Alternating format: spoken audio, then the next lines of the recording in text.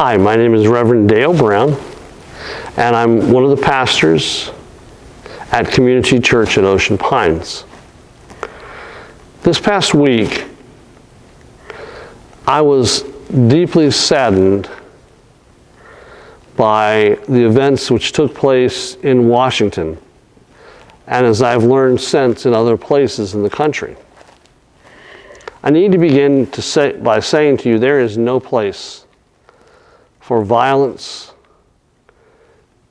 at any level towards another person as a Christian and in this country.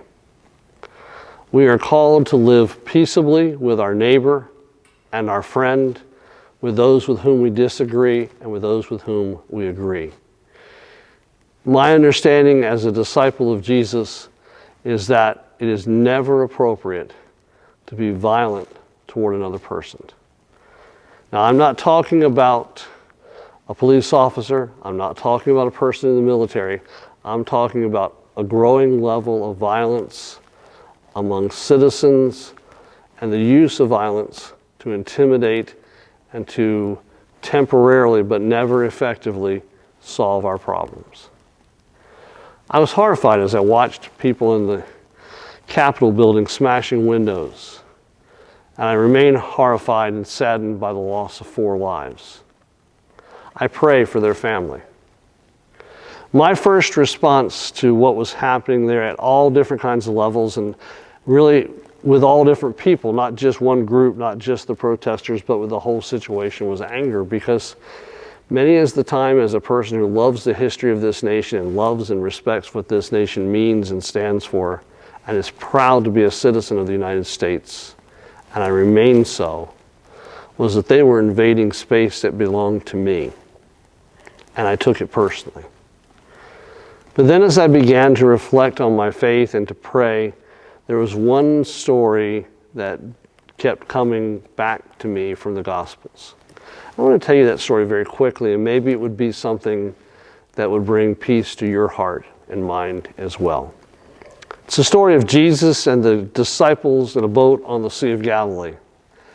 And soon after they set out to cross that beautiful, beautiful Sea of Galilee, which I have actually had the chance to sail on once in my life, a huge storm comes up. And the wind and the waves are a mess, and the white water is there, and it just seems like the boat is going to sink, and the disciples are doing all that they can do to keep the boat afloat.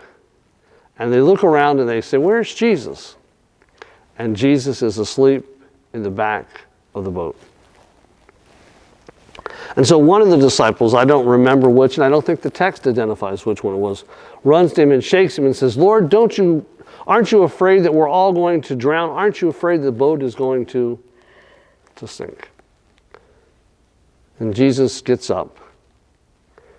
And the text tells us he stretches forth his hand and he speaks to the wind and to the water, "Peace, be still. Be calm." People on the Eastern Shore of Virginia, where I have family and believe to be a beautiful area, used to say that when the water was placid, it was calm as a dish. And that's how the water becomes. The storm abates, the wind ceases, the waves calm, the white water is gone, the storm is no more.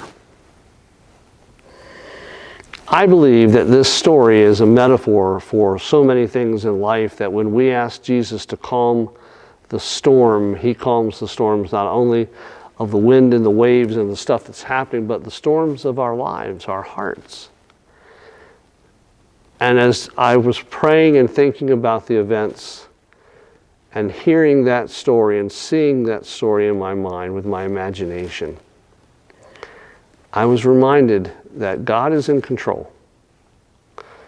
That as the psalmist says, the nations may war within and without, but God is in control.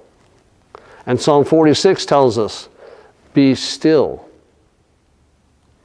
And then in the writing, there's a natural pause there. It's not "be still and know," it's "be still and know that I am God. I will be exalted in the earth. I will be exalted in the heaven. Dear friends, this world still belongs to God. Always has, always will. This nation still is a nation that's under God. Always has been, always will.